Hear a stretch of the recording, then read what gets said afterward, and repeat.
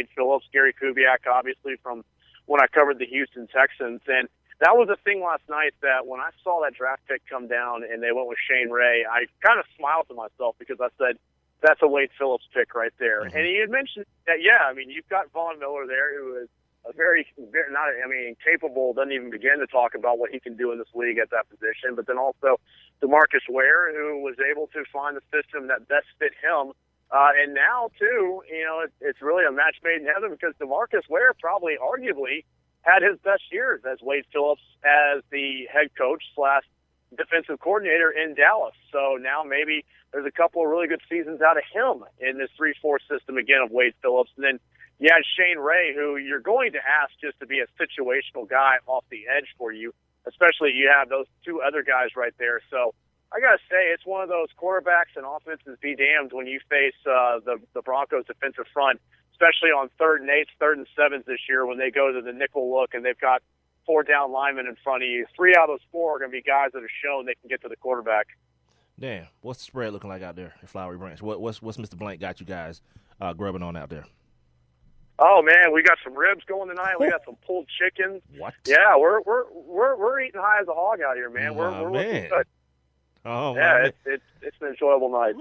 He is Dan Matthews, the Falcons reporter from Score Atlanta. Dan, what's your Twitter and your Instagram? Give everybody all your social media situations so they know how to get in contact with you. I appreciate that very much. Let's throw out the Twitter first. It's at Dan Matthews ATL, 1 T in Matthews, at Dan Matthews ATL. And then you can also follow me on Instagram as well, Dan Matthews 27, and that's 1 T again in Dan Matthews 27. That's the way you can hit it up. And by the way, I feel really bad for Rob Calloway too if he's got to be out there watching the fight, huh? Yeah, who you picking? Are you picking somebody in this fight? I'm Team Pacquiao all the way, man. I've even got the shirt. I've even got the shirt with the General Santos City on the back, man. So of course you do. I'm Team Pacquiao. What did he say? He's on a business trip. It's nothing personal. It's just the job he's got to do. So I'm going for Manny. My man, Dan, appreciate you, man. Thanks for your time, brother. Enjoy yourself out there at Flowery Branch, my man.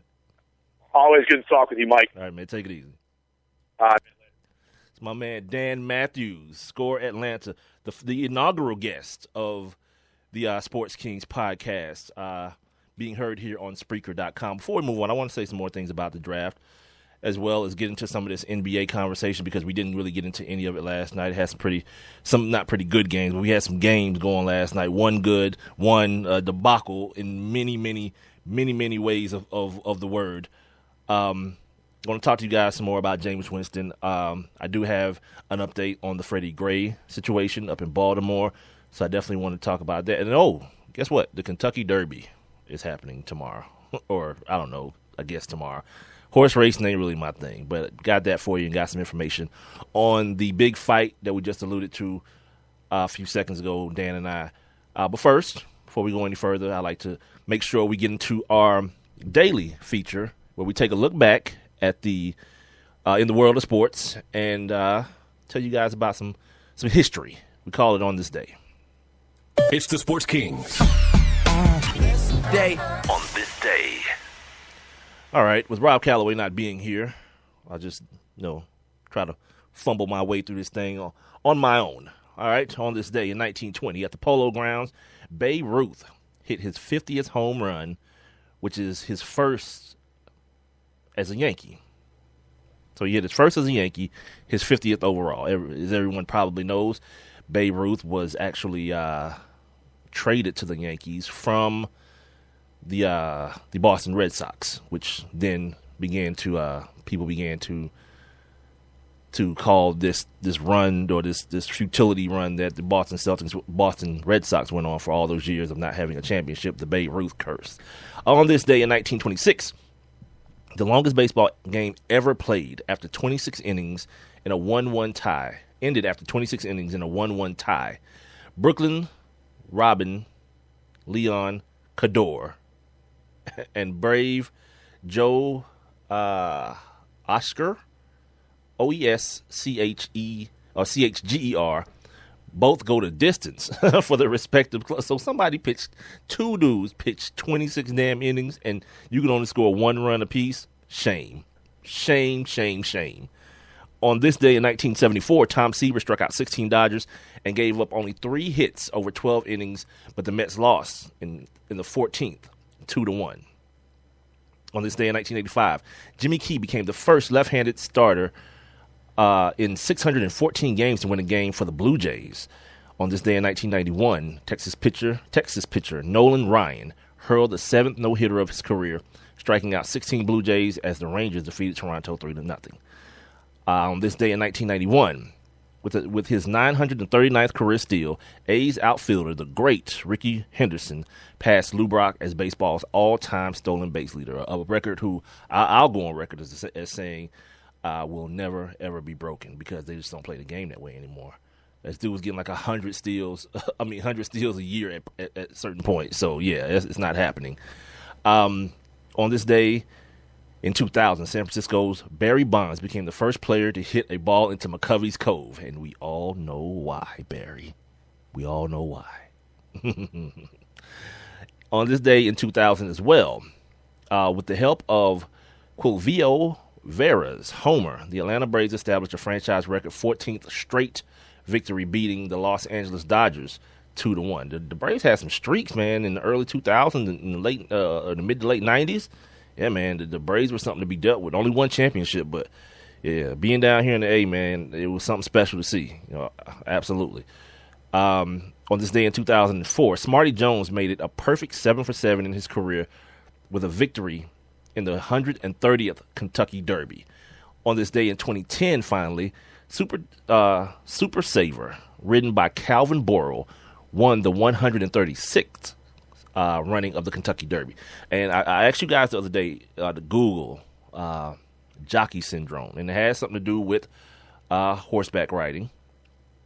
It goes way, way back into the slave era in this country, where actually black men were jockeys, and it was because the black men had such a close relationship with the horses. They were the ones who took care of them and fed them and all these things. And then eventually, white people started to see this was going on. They were getting notoriety for their abilities to ride these horses and everything. And that's when, they were made to, I guess, switch positions and they had to relinquish their duties as jockeys.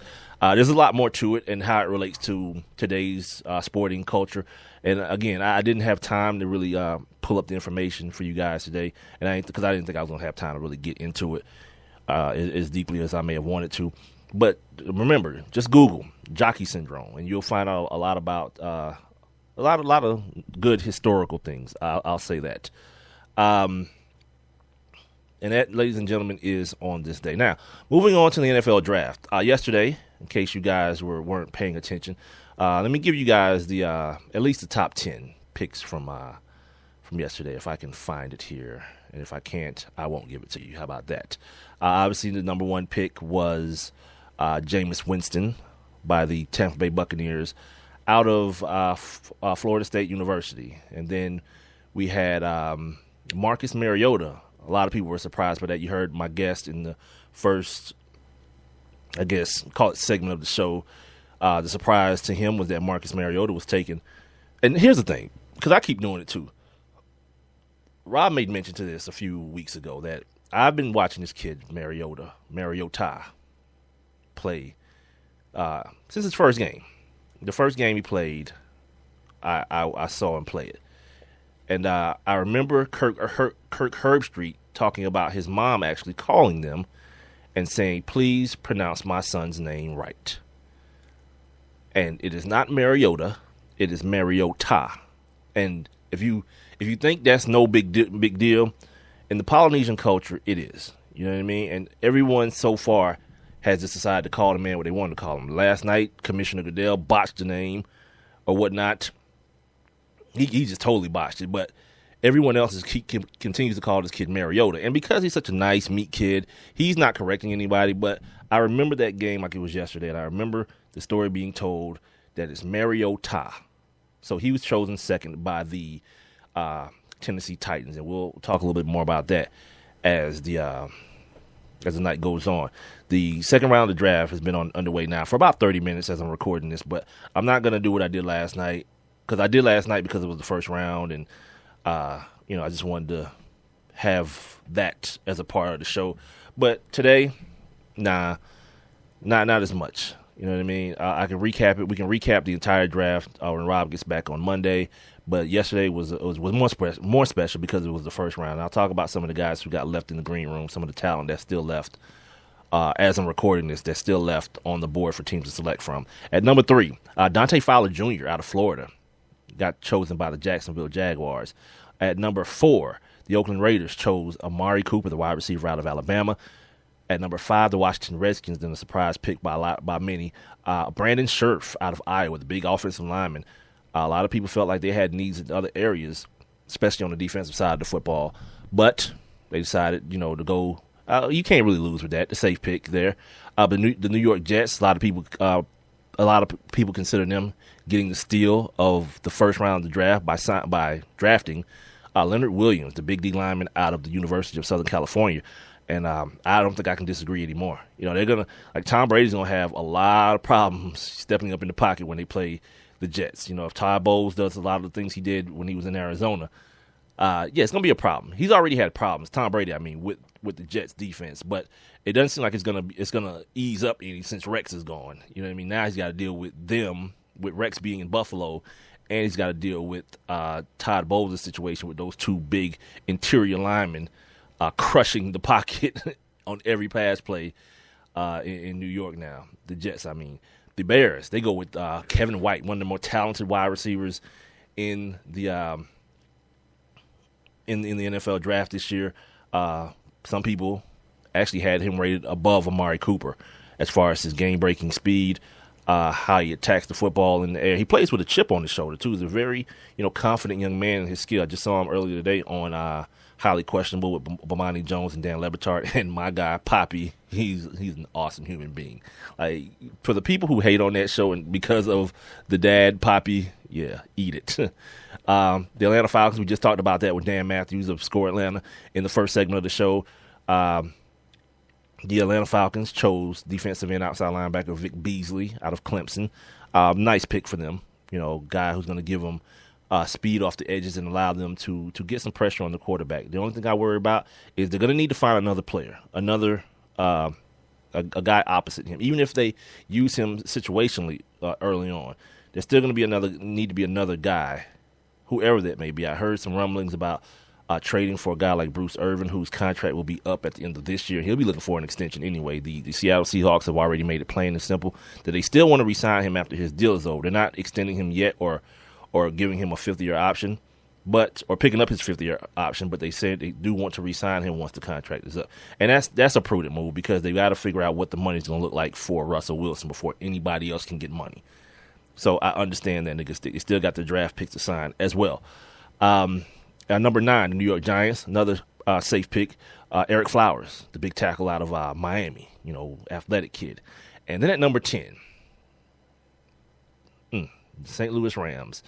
And I'll continue to believe that this pick was supposed to be La'el Collins, but he has problems of his own right now.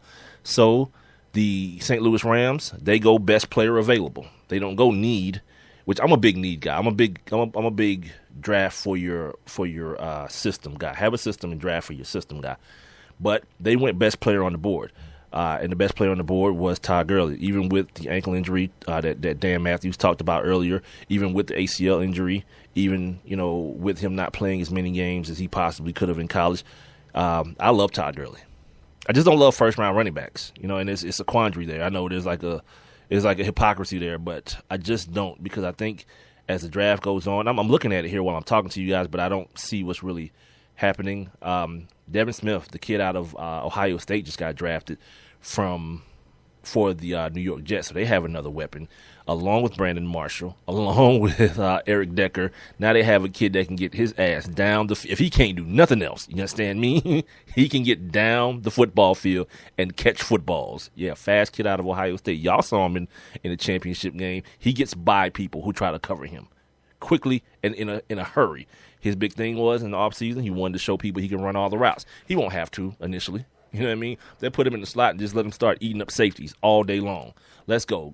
Geno just got to be, now it's on Geno. It's what it is. It's on Gina.